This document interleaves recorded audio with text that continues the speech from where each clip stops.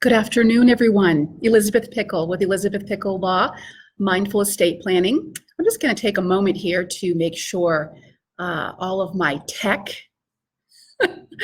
is up and running. I'm also going to bring in Instagram. So if you see me kind of looking back and forth, that is why.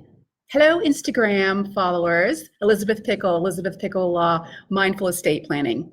This video is the beginning of the 4-part series regarding college prep planning.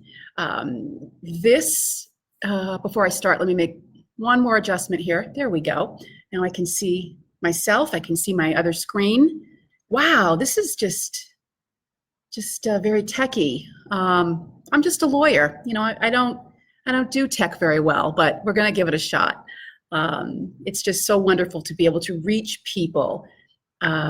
Technology can be so frustrating for all of us, I know, but it's also given us such wonderful opportunities to be able to spread our message and work together and see each other from afar. So I'm not going to complain too much about it.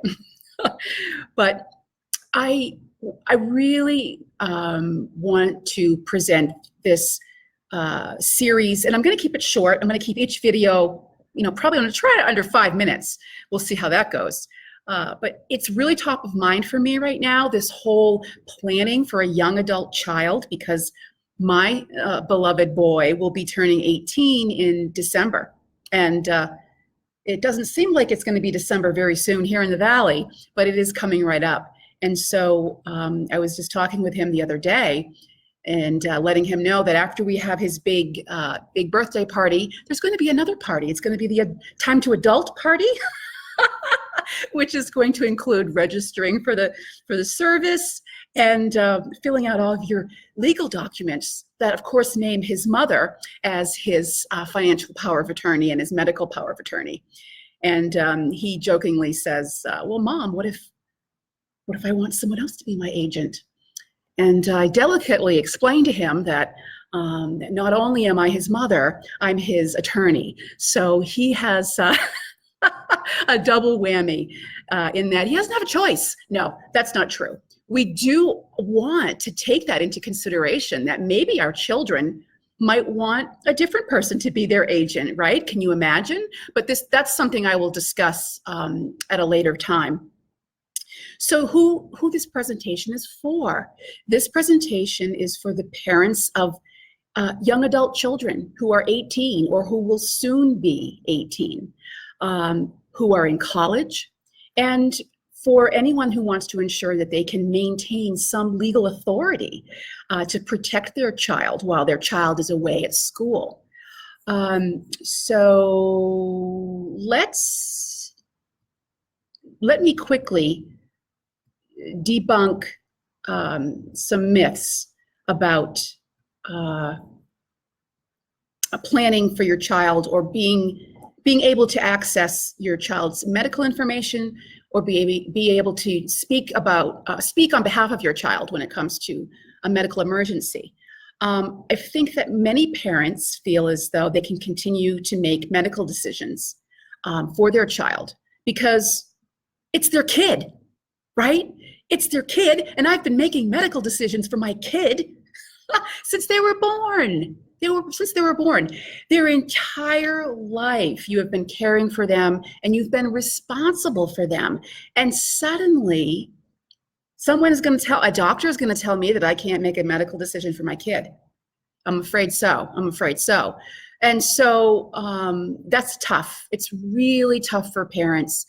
And I want to say one thing about the way I practice. I do not want this to be fear-based. I am not doing this to scare you. I do not believe in the fear-based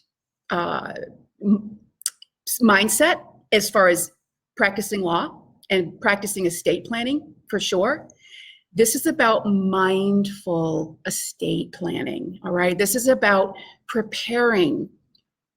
We have to come to grips with the fact that our children are growing up, and it is the hardest thing that I've ever experienced, easily. But I just want to be clear that this is not a fear-based session that I am engaging in right here. I want you folks to be mindful and be prepared, okay? I just want to get that out of the way. So parents also feel that, I think, since the kids are still on our insurance policies, well, we can make decisions for them. We're paying for their insurance, for Pete's sake. Unfortunately, it's still not accurate that we would be able to speak for them in a medical emergency just because we're paying the bills. Sorry to say that's not true. So the fact is that once our kids turn 18, we, in the eyes of the law, right, they're no longer children, they're an adult, and they have the right to vote. They have the right to enter into contracts, right? And they have the right to make their own medical decisions. So then how can we go about making medical decisions for our young adult child?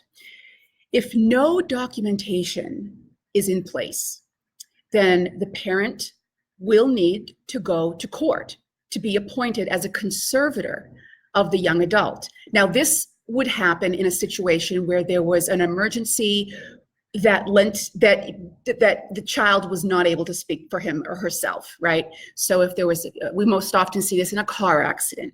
If there was a car accident and your child is being rushed to the emergency room and they are unconscious and they cannot speak for themselves or make a medical decision, so someone needs to. And as a parent, if the child is over 18 or over, I should say, the parent would have to be appointed as a conservator through the court. And of course, that takes time that we don't have, and it takes money, it's frustrating, and it's an emergency situation.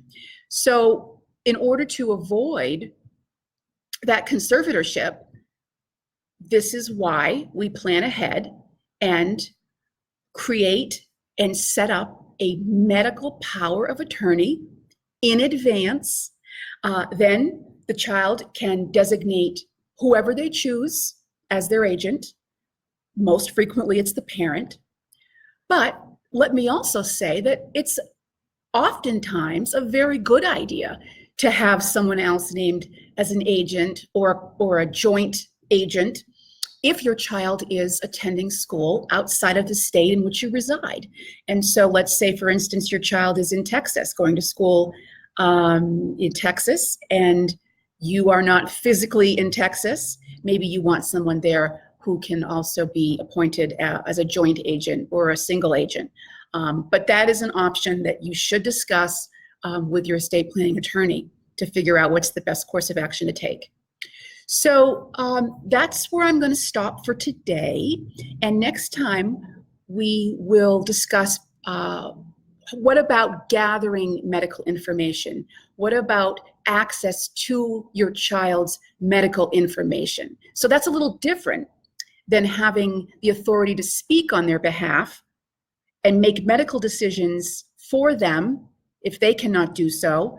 What about just accessing medical records or medical information? We still cannot have access to those records if the child is 18 or over, the adult child is 18 or over. So we'll talk more about that next time. Thank you so much, as usual, for joining me. I hope you find this information informative and useful. And as always, do not hesitate to reach out to me if I can be of further assistance. Okay. Have a great day. Thanks.